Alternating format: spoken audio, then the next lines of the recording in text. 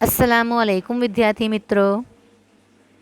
जनाब Babubhai Sopariwala girls primary school तरफथी online education में आप सौનું हार्दिक स्वागत है।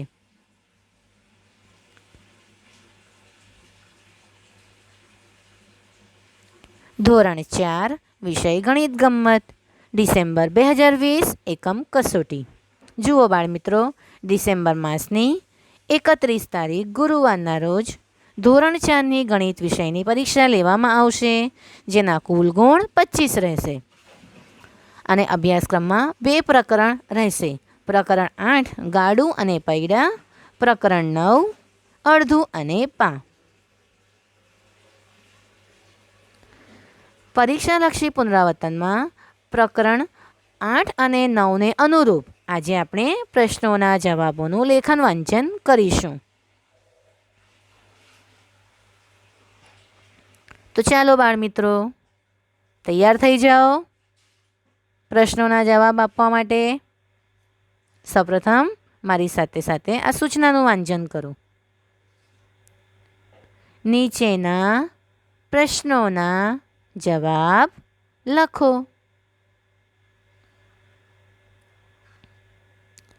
સવાલ નંબર 1, વર્તુળ દોરવા માટેના સાધનને શું કહેવાય?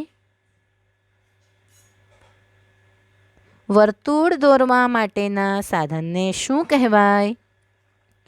વર્તુળ એટલે ગોળ આકાર। હવે ગોળ આકાર દોરવા માટેના સાધનને શું કહેવાય? તમને યાદ છે કે ભૂલી ગયા? યાદ છે, સરસ। તો શું કહેવાય? ખૂબ સરસ, પરિકર કહેવાય। તો આપણો જવાબ છે પરિકર। હવે આ જવાબને આખા વાક્યમાં બોલો। વર્તુળ દોરવા માટેના સાધનને પરિકર કહેવાય। નંબર 2, એક જ વર્તુળમાં કેટલા કેન્દ્ર હોઈ શકે? જુઓ બાળ મિત્ર, એક જ વર્તુળમાં કેટલા કેન્દ્ર હોઈ શકે? તમને આવડે છે? સરસ, એક જ વર્તુળમાં એક જ કેન્દ્ર હોય, બરાબર ને? કેન્દ્રબિંદુ, કેન્દ્રબિંદુ પર આપણે પરિકરની અણી મૂકીને વર્તુળ આકાર દોરીએ છીએ, તો એક જ કેન્દ્ર હોઈ શકે। આપણો જવાબ છે 1। હવે આખા વાક્યમાં બોલો। એક જ વર્તુળમાં એક જ કેન્દ્ર હોઈ શકે। સવાલ નંબર 3, ચકરડી બનાવવા માટે વર્તુળનો કયો ભાગ મહત્વનો છે? ચકરડી બનાવવા માટે વર્તુળનો કયો ભાગ મહત્વનો છે? તમને યાદ છે? ચકરડીમાં કઈ ચકરડી સૌથી સારી ફરી શકે? કઈ ચકરડી બિલકુલ ફરતી નથી? તમને ખ્યાલ છે કે વર્તુળનો કયો ભાગ મહત્વનો છે ચકરડી બનાવવા માટે? સરસ, કેન્દ્ર। આપણો જવાબ છે વર્તુળનું કેન્દ્ર। ચકરડી વર્તુળ આકારમાં હોય છે, એનું જે કેન્દ્ર હોય છે એ મહત્વનો ભાગ ભજવે છે। ચાલો હવે આપણે આગળ જોઈએ। નંબર 4, તમારી આસપાસ જોવા મળતી કોઈ પણ 4 ગોળ વસ્તુઓના નામ લખો। તમને ખ્યાલ આવે છે કે તમારી આસપાસ તમને જોવા મળે છે એમાં ગોળ આકારની વસ્તુઓના નામ લખવાના છે, ગોળ વસ્તુઓના નામ। તો આપણો જવાબ છે ઘડિયાળ, દડો, બંગડી, સિક્કા, વાટકી, તે ઉપરાંત થાળી, બોટલનું ઢાંકણું, જેનાથી આપણે ગોળ આકાર દોરી શકીએ છીએ. ખરું ને? ચાલો હવે આપણે આગળ જોઈએ. તમને આ જવાબ યાદ રહેશે ને? તમે તો આ તમારી આસપાસ જોવા મળતી વસ્તુઓમાં લખી શકો છો. ઘડિયાળ, દડો, બંગડી, સિક્કા, વાટકી. હવે આપણે આગળ જોઈએ. સવાલ નંબર 5. એક જ વર્તુળમાં ત્રિજ્યાઓ કેટલી હોય? જુઓ બાળકો, એક જ વર્તુળમાં એક જ કેન્દ્ર હોય, પણ એક કેન્દ્રમાંથી કેટલી ત્રિજ્યાઓ બનશે? તમને ત્રિજ્યા યાદ છે? જેનું એક અંત્યબિંદુ વર્તુળનું કેન્દ્ર હોય અને બીજું અંત્યબિંદુ વર્તુળ પર હોય. તો એક જ વર્તુળમાં ત્રિજ્યાઓ કેટલી હોય? તો આપણો જવાબ છે અસંખ્ય. એક જ વર્તુળમાં ત્રિજ્યાઓ અસંખ્ય હોય. અસંખ્ય એટલે એક કરતાં વધારે, ઘણી બધી. સવાલ નંબર 6. વર્તુળના માપનો આધાર શેના પર રહેલો છે? વર્તુળના માપનો આધાર શેના પર રહેલો છે? તો જુઓ બાળકો, આપણે ચોક્કસ માપનું વર્તુળ દોરીએ છીએ. તો ચોક્કસ માપનું વર્તુળ દોરવા માટે આપણને શાની જરૂર પડે? સરસ, માપની જરૂર પડે. તો એ માપ કોનું હોય? ત્રિજ્યાનું હોય.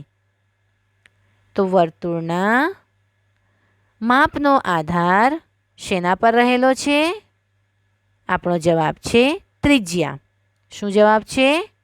ત્રિજ્યા.